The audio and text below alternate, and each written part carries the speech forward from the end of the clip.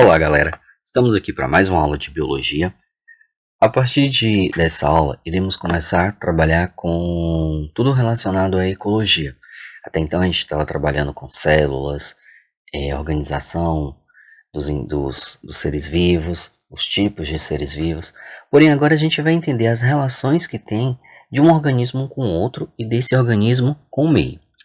Para iniciar, eu trouxe aqui para vocês o texto que se encontra no início do livro didático, do PDF que eu costumo mandar para vocês.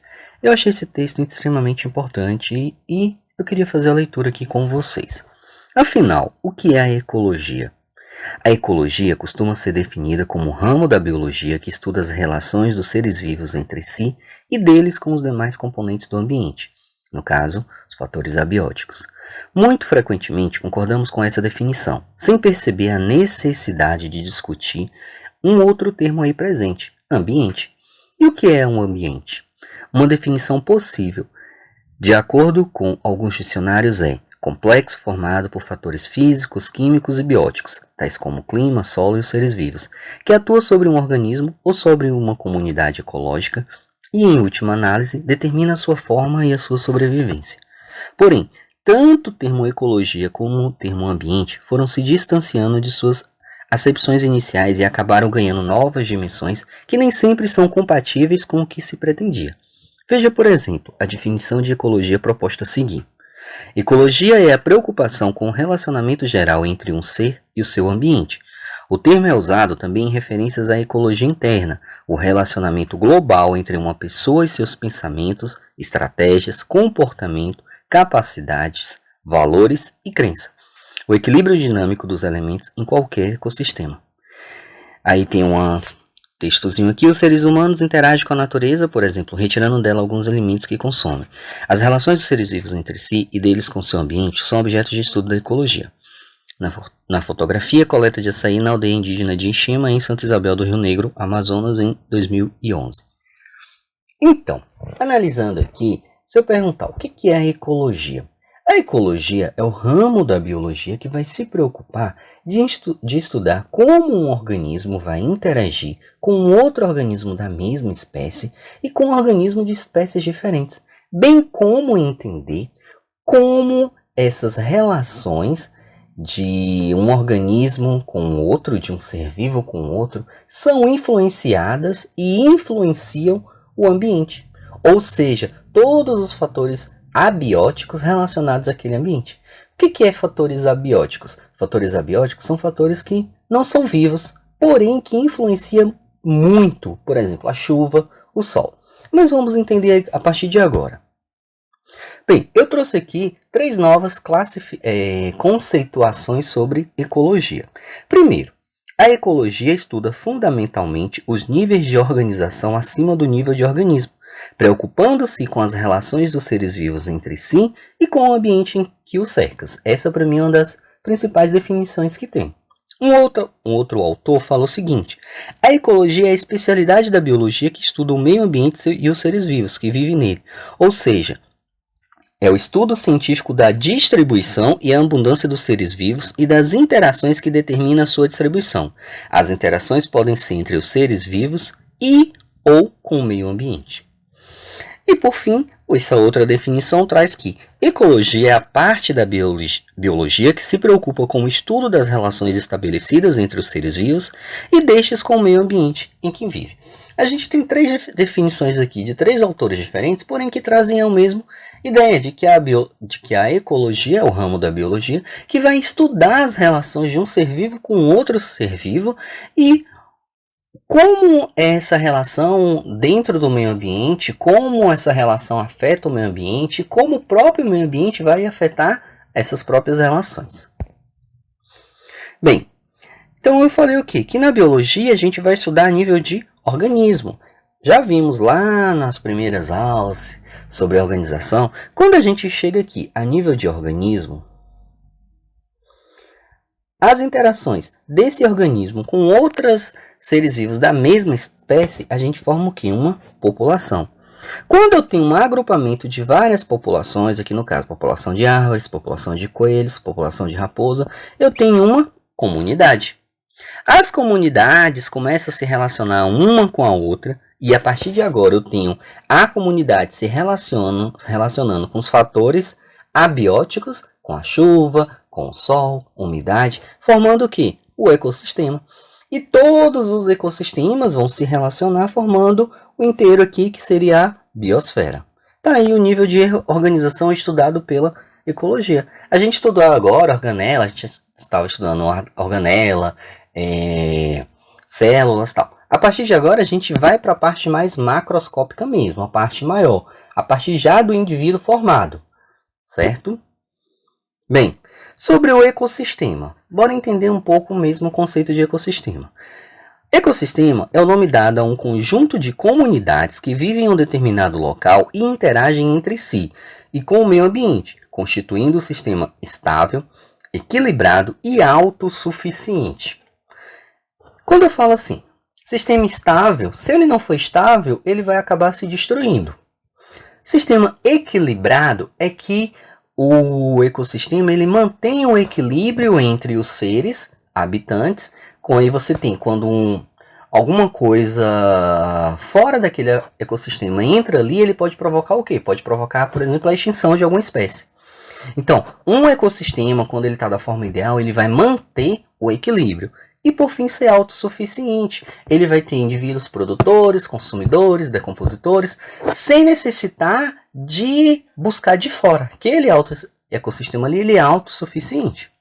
Quais são os componentes do ecossistema? O ecossistema ele é formado por dois componentes básicos, os fatores bióticos e os fatores abióticos. Fatores bióticos são todos os elementos vivos do ecossistema, todas as espécies de seres vivos, desde a bactéria ao maior animal existente, todo ali que está naquele ambiente são os fatores bióticos. Os fatores abióticos, no português o ar significa uma negação, então são os fatores não vivos que influencia. A chuva influencia, óbvio, gente. Por exemplo, na Caatinga tem pouca chuva. Olha como é o meio ambiente da Caatinga e olha como é no Amazonas com alto índice de chuva.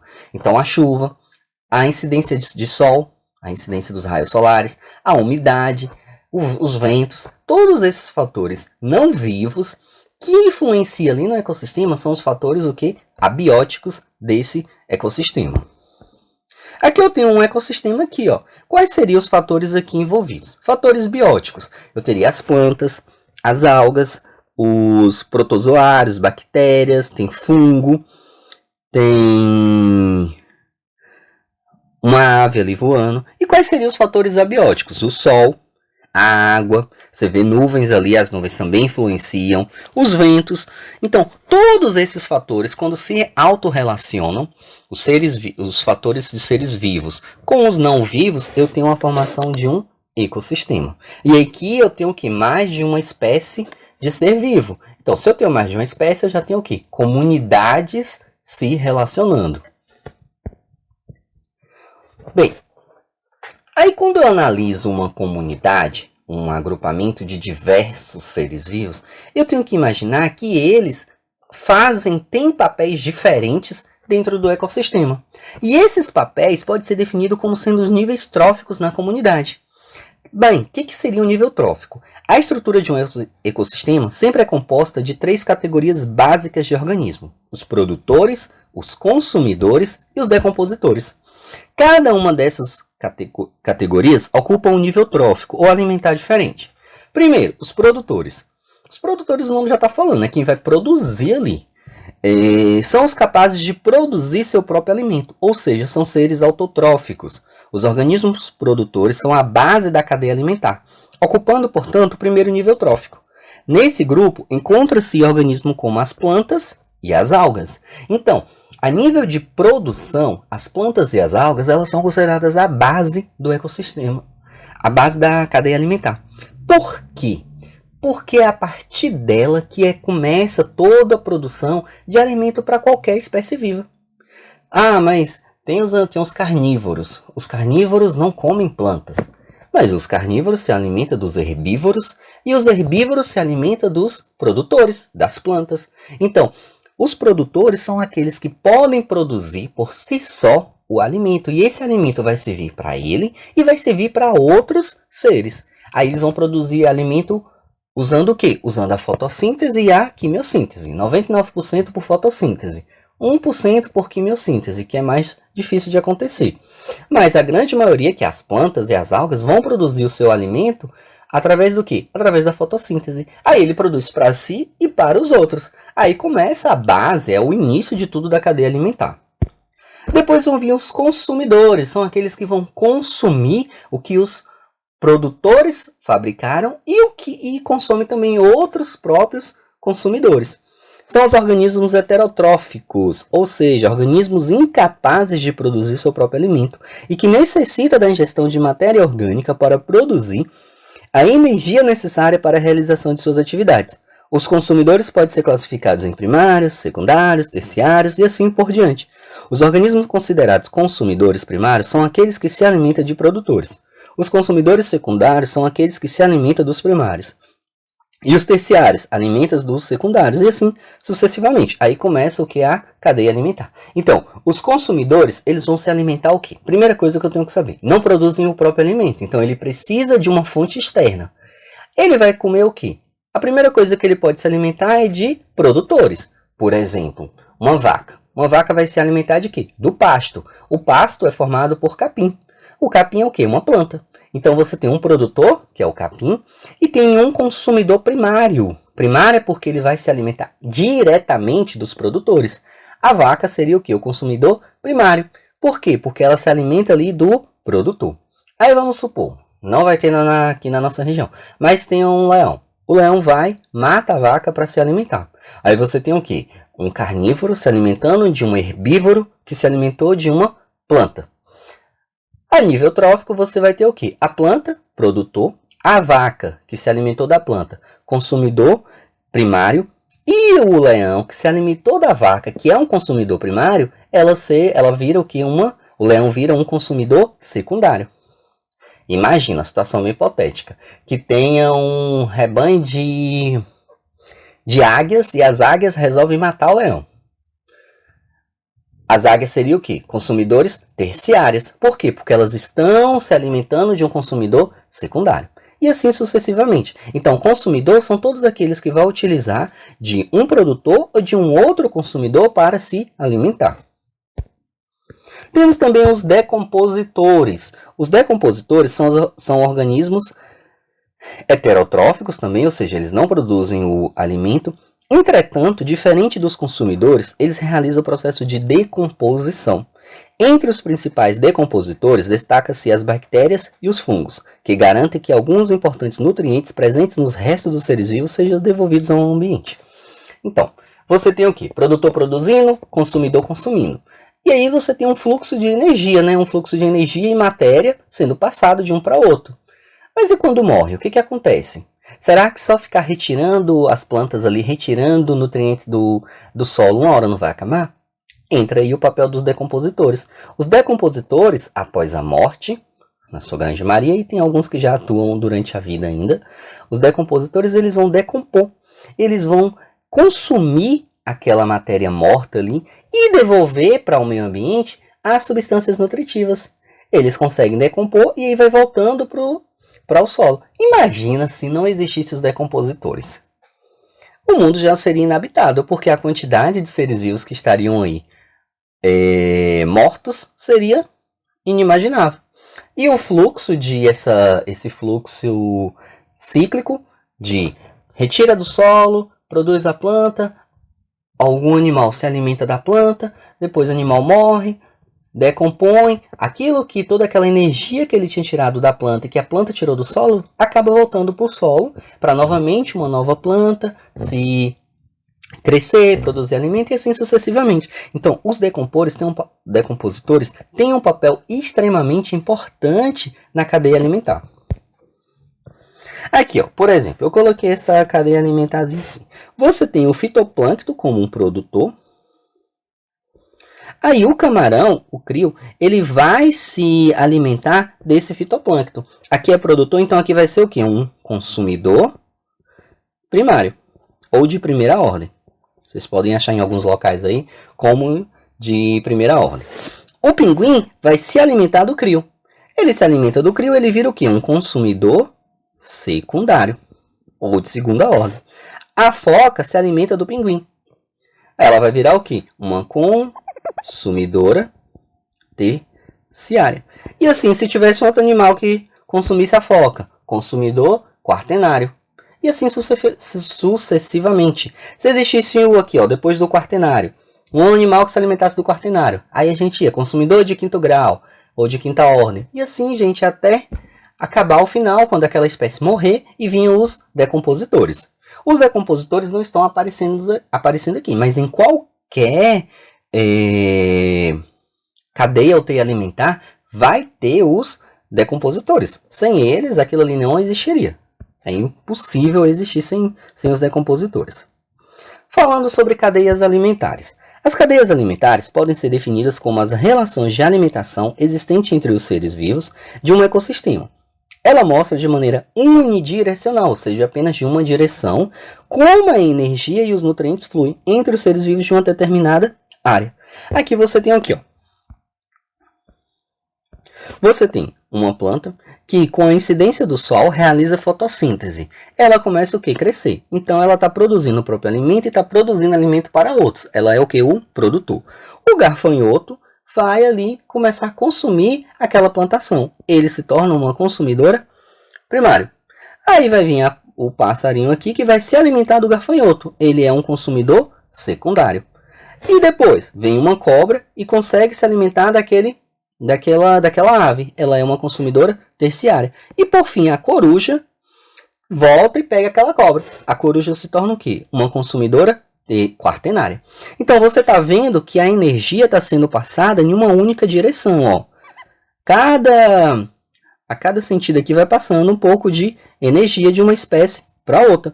No final das contas, a coruja está se alimentando da energia retirada aqui que a planta retirou do solo.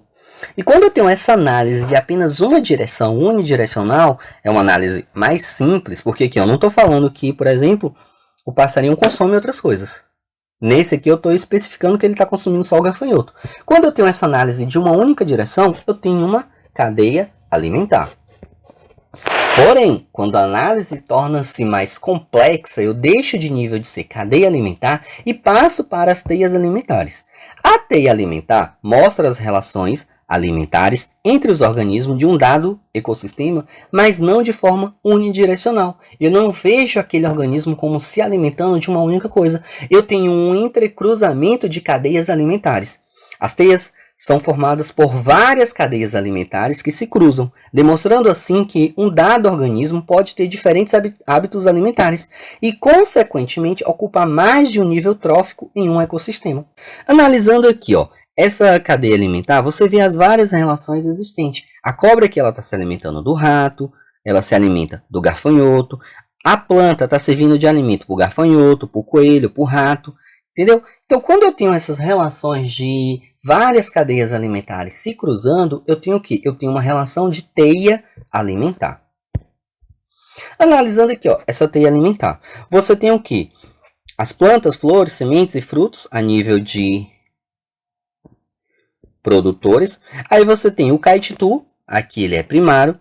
Você tem a tartaruga, também sendo primário. O coelho, primário.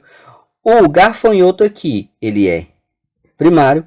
O besouro, que vai se alimentar do gafanhoto, ele é o quê?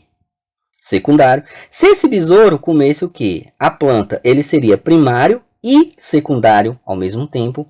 E assim você analisa todas as relações. Aí você percebe o quê? Que em nenhuma teia alimentar, um indivíduo ele pode ser um consumidor de várias ordens. Por exemplo, vamos imaginar os seres humanos. Nós seres humanos somos onívoros. A gente tem uma alimentação diversificada. A gente se alimenta tanto de um consumidor quanto de um produtor. Isso é normal. Aí supondo, vou na minha alimentação. Vou comer, por exemplo, uma salada. Salada é de vegetais. Nesse momento eu estou sendo o quê? Consumidor de primeira ordem. Depois eu vou consumir um bife de carne de bovina.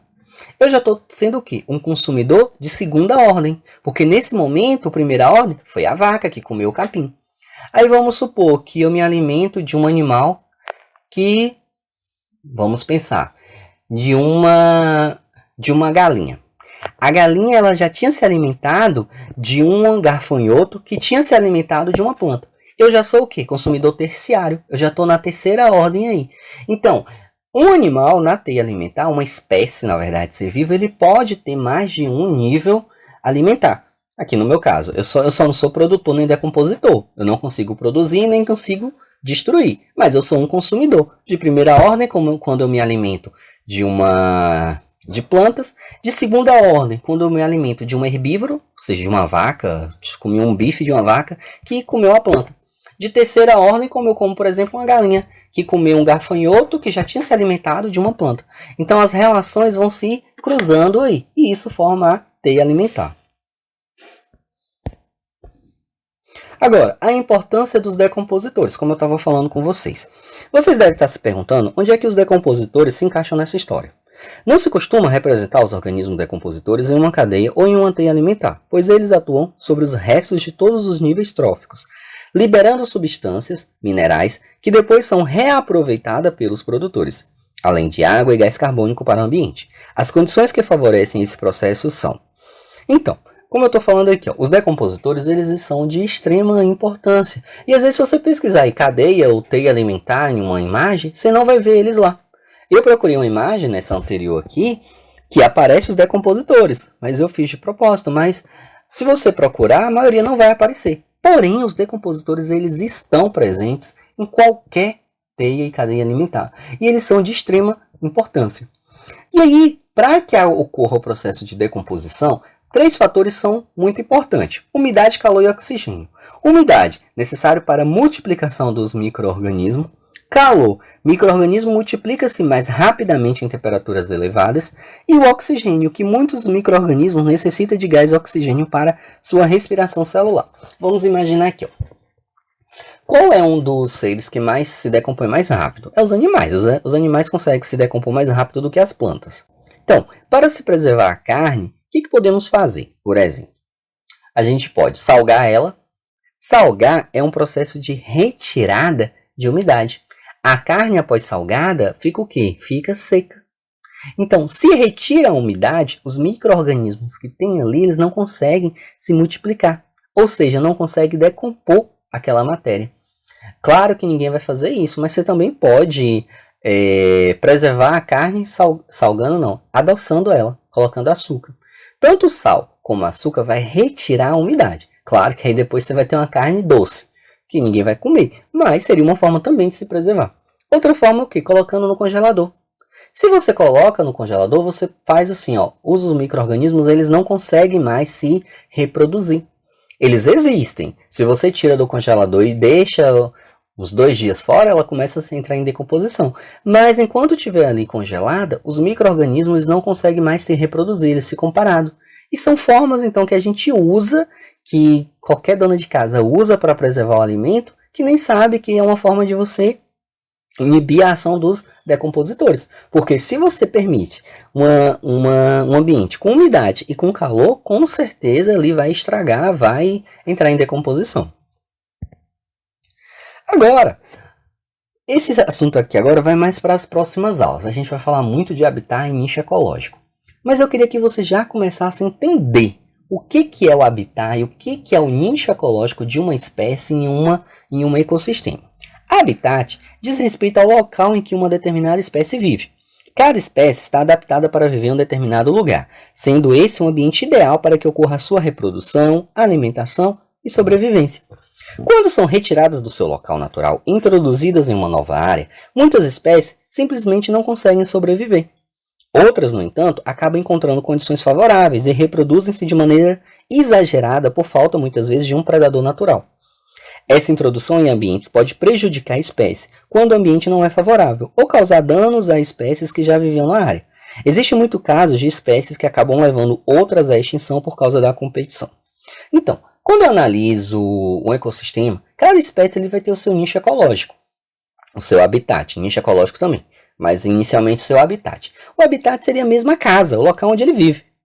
Porém, o que pode acontecer? Se eu pego essa espécie e levo para um outro local, eu posso simplesmente provocar com que aquele animal entre em extinção ou fazer com que aquele animal faça a extinção de outros animais. Por exemplo, se você pega um peixe de água salgada e coloca na água doce, ele vai morrer logo logo. Por quê? Porque ele não está acostumado com aquele ambiente, ele está acostumado com a água de uma alta salinidade. Então, trazer ele para tirar ele do habitat dele, para colocar um habitat que é inóspito para ele, ele vai morrer. Agora, uma coisa que aconteceu foi o que? Na nossa região, chegou um peixe, foi introduzido um peixe, que é o bagre africano. Ele não era endêmico daqui. Porém, hoje, em qualquer açude, em vários locais do rio aí, Catolezinho, você vai achar o bagre africano. E ele consegue destruir muitas espécies de outros peixes. Ou seja, foi uma espécie que foi retirada do seu ambiente, colocada nesse ambiente aí, e nesse ambiente ele encontrou condições extremamente favoráveis a ele. E quando ele começa a encontrar aquelas condições, ela começa a se reproduzir e começa a prejudicar as outras espécies. Há espécies como traíra, tilápia, que são endêmicas, cari, que são endêmicas dessa região, e elas começam a sofrer o impacto pela presença de uma espécie que não era daquele habitat. Agora, da mesma forma, se você pega um peixe, se você pegar um tubarão e colocar dentro do rio Catolezinho, ele vai morrer. Ele não vai ter a água ali, não vai ter a salinidade suficiente a que ele está acostumado. Então, cada ser vivo ele vai ter o seu habitat normal. A mesma coisa que se você pegar um husky siberiano, que é uma espécie de cachorro, adaptado a viver no frio e trazer para a nossa região, ele vai morrer. Você pode pegar o quê? Espécies de husky que já está adaptado, que já nasceram aqui. Mas se você trazer lá do Canadá um husky siberiano para o calor de Tapetinga, por exemplo, ele vai morrer, porque ele está tirando ele, colocando ele no habitat que ele não está acostumado, que não é o habitat natural dele. Nicho ecológico. Quando falamos em nicho ecológico, referimos-nos ao modo de vida desse ser, suas relações ecológicas, seu modo de reprodução, do que ele se alimenta, quem são os seus predadores naturais, entre outras características. Sendo assim, podemos dizer que o nicho é o papel ecológico de um ser vivo na comunidade em que ele vive. Algumas espécies apresentam o mesmo nicho ecológico e, portanto, competem entre si. Essa competição pode levar uma espécie a migrar para outra área, ou até mesmo pode levar uma espécie à extinção. Existem ainda algumas espécies que, apesar de possuírem o mesmo nicho, conseguem coexistir na mesma área. Então, o nicho ecológico é o que aquela espécie, qual o papel daquela espécie naquele ecossistema. E você vai ter espécies que vão competir, podem competir, e espécies que vão ter o mesmo nicho, mas que vão coexistir. Por exemplo, a vaca e o cavalo. Os dois têm um nicho ecológico, um habitat normal ali, no mesmo local. Porém, eles conseguem coexistir. Agora, se você coloca, por exemplo, leopardos e onça pintada vivendo no mesmo ambiente, vai haver o quê? Uma competição. Porque o alimento deles vai ser o mesmo. A mesma fonte alimentar. Então, vai começar o quê? Com se competirem. E quem for mais forte vai acabar sobrevivendo. Vai acabar tendo alimento. Ah, professor, mas lá na savana da África, você tem a coexistência de todos eles. Não da onça pintada. A onça pintada é endêmica aqui do Brasil. Mas de leopardo, de tigre, de leão, beleza, mas ali você tem um ecossistema extremamente grande. Mas quando você diminui esse ecossistema e coloca eles no mesmo habitat, no mesmo localzinho ali, vai existir uma competição. Então, para facilitar o estudo, muitos autores gostam de fazer uma relação entre os dois termos e a nossa vida cotidiana. Habitat seria o endereço de um ser vivo na natureza. E o nicho ecológico seria o seu trabalho em um determinado ecossistema. Então, habitat é onde ele vive, é o endereço dele. Nicho ecológico é o que ele faz. Qual é o trabalho dele ali naquele ecossistema, para facilitar. Nicho ecológico ele pode ser relacionado de uma forma mais ampla ou mais restrita. De modo geral, pode-se dizer que existem duas estratégias diferentes quanto ao modo que se dá a exploração do ambiente por uma espécie, isto é, seu nicho ecológico. Algumas espécies, ditas generalistas, apresentam nichos mais amplos, o que lhes confere maior chance de sobrevivência perante as mudanças que ocorrem no ambiente.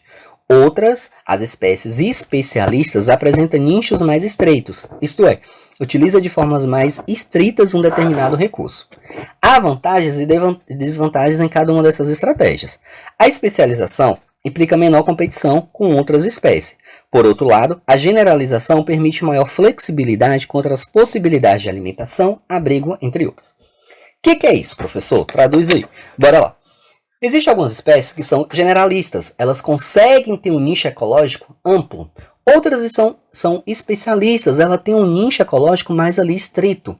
Vamos trazer assim. Eu não falei aqui no último slide que o nicho ecológico seria mais ou menos o trabalho, o meu trabalho, o habitat, o meu endereço, o nicho ecológico mais o meu trabalho. Então, se eu fosse uma espécie generalista, eu poderia fazer várias coisas. Eu trabalho no comércio, trabalho dando aula, trabalho, sei lá, se eu tiver alguma formação médica, poderia trabalhar no hospital. Então, eu tenho um horizonte amplo, porém eu tenho uma alta competição. Vai ter outros médicos, vai ter outros professores, vai ter outras pessoas trabalhando no comércio. Mas aí eu teria o quê? Se uma coisa não dá certo, eu posso pular para outro. Se meu emprego, meu trabalho como professor não der certo, eu pulo para fico no meu trabalho como vendedor. Se o meu trabalho como vendedor não dá certo, eu posso fazer o meu trabalho de médico, supondo. Isso seria o quê? Generalista. Agora, em compensação, eu vou ter uma competição maior. Eu vou competir com médico, com professor, com outros vendedores. Quando eu sou especialista, eu vou focar apenas em uma coisa. Eu sou apenas professor. Não sou outra coisa. Então, eu sou o quê? Eu vou ter um nível de competição menor. Por quê? Porque eu só vou competir com outros professores.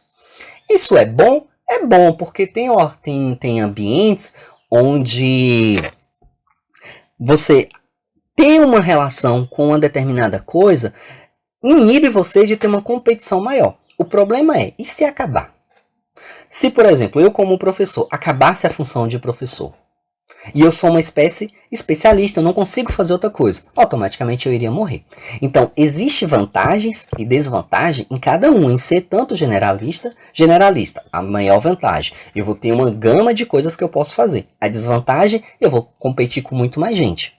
A especialista, qual é a vantagem? Eu quase não vou ter competição, eu só vou competir com outras iguais a mim. Qual é a desvantagem? Se isso acabar, automaticamente eu entro em extinção, porque eu não sei fazer outra coisa.